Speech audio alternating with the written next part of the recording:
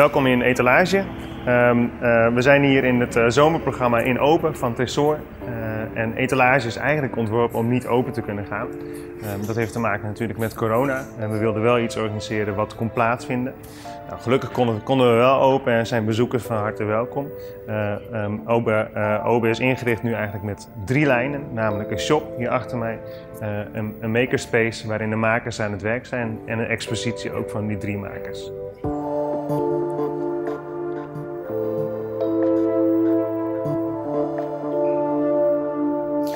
Nou, we zijn hier in de shop, waarin je vooral werk ziet liggen van de 3 makers. Dat zijn Marleen Stoelwinder, Mark Curé en Nick Veenstra.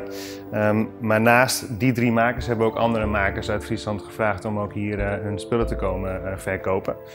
Dus je ziet hier ook ander spul liggen, bijvoorbeeld van Shannon Andrews. En eigenlijk de reden dat we die shop ook hebben gemaakt is om een beetje ook te spelen natuurlijk met de tijd waarin musea niet open mogen.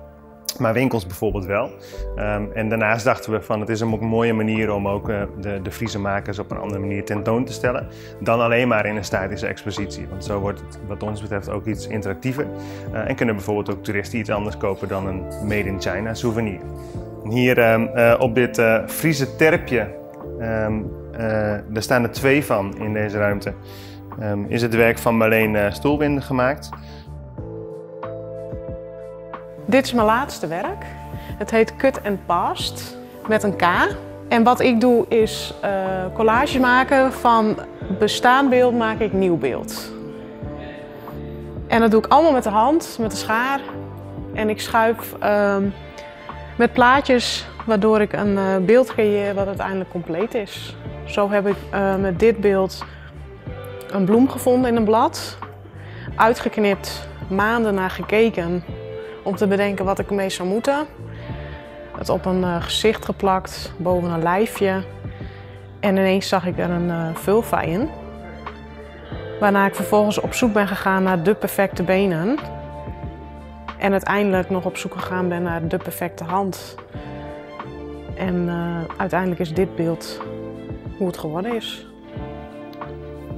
Nou, eigenlijk is het idee dat we nu uit de stad, dat we een beetje zo de natuur inlopen. En dat doen we met het werk van de volgende maker, dat is Nick Veenstra. Nick is ook zo'n jonge Friese maker, eigenlijk ook een beginnende fotograaf. Daarnaast dat hij fotograaf is, is hij ook muzikant en muziekprogrammeur. Daarover vertel ik straks wat meer. Maar zoals je hier kunt zien is Nick erg gefascineerd door de Friese zee en de Friese natuur. Nou, behalve dat Nick ook fotograaf is hij ook muzikant en muziekprogrammeur. Dus wat Nick als maker ook heeft gedaan is hier een muziekproject organiseren waarbij we Friese muzikanten hebben uitgenodigd om hier muziek te komen maken bij zijn werk. En afgelopen weekend was hier dus ook in de etalage, stonden de makers in de etalage die hier ook ter plekke aan het werk waren. Vandaar dat de piano er nog staat.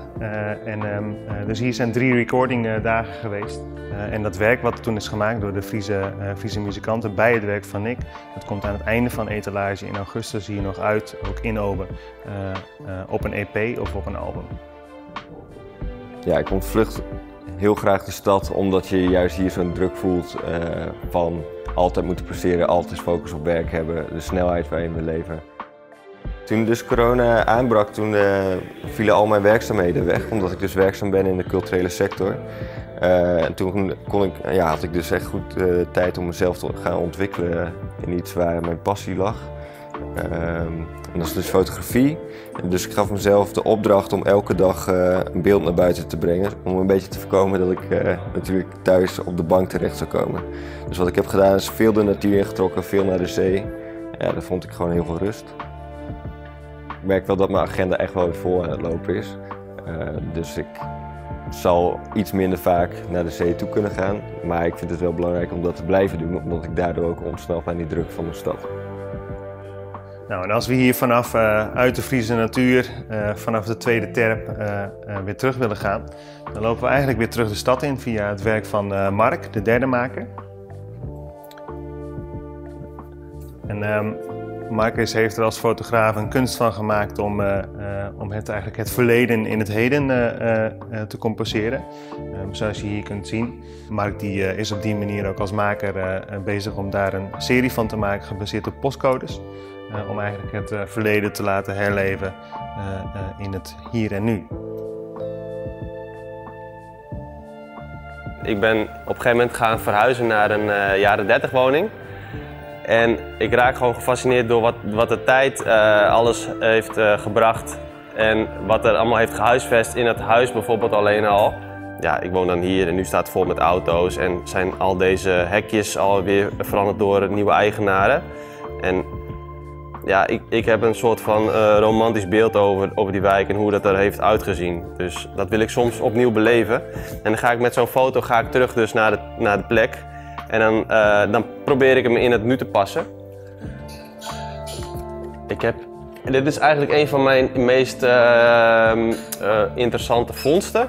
Ik had dus dit beeld gezien in het beeldarchief. Wij noemen dat altijd Klokplein. En dat zal wel de link zijn naar deze nieuwe toren die er niet meer is. Ik vind het wel echt een sport om het fysiek in te passen. Je zou kunnen zeggen, we kunnen dat ook met Photoshop doen. Dat vind ik lang zo mooi niet. Ik wil het ook echt beleven op dat moment op die plek. En ik vind het spannend. Het hoeft niet perfect. Het leven is ook niet perfect. Maar ik vind het wel spannend om dat erin te passen. En dat kozijn loopt net niet goed, maar ik vind het wel. Je moet ongeveer het idee krijgen dat hij daar heeft gestaan. En dat die fotograaf, dat ik eigenlijk bijna op zijn plek heb gestaan, opnieuw. Dus ja, ik stap even terug in de tijd door de ogen van een andere fotograaf.